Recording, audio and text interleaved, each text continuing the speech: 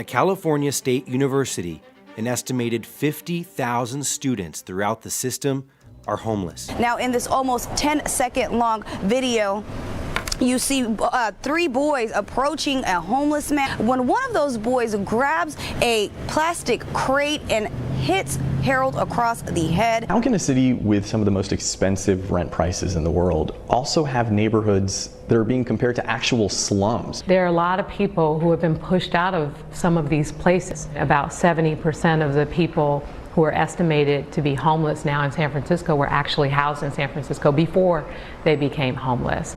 It's 2019, and we still live in a world where money determines everything. I work in San Francisco, where every day during my commute, I see homeless people begging for change to pay for their next meal, and most of the time alone, with little acknowledgement from others. People purposefully use their privilege to believe that the poor are invisible and less than human. You know what I see?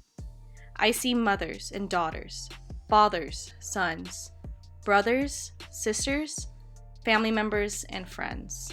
These people are human beings. Inequalities based on income, sex, age, disability, sexual orientation, race, class, ethnicity, religion, and opportunity continue to persist across the world, within and among countries. In 2016, it was reported that the top 1% of the wealthiest people in the world own 22% of global income, whereas the bottom 50% of people owned only 10% of income. This is largely driven by the unequal ownership of capital.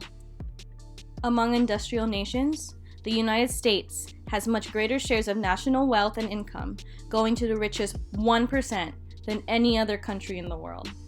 At this rate, the UNDP predicts that the top 1% of global wealth will reach 39% by 2050.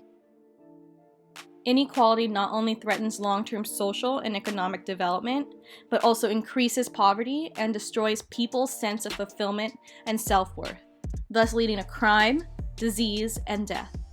We cannot achieve sustainable development for all if we exclude any part of the world's population from opportunities, services, and the chance for a better life.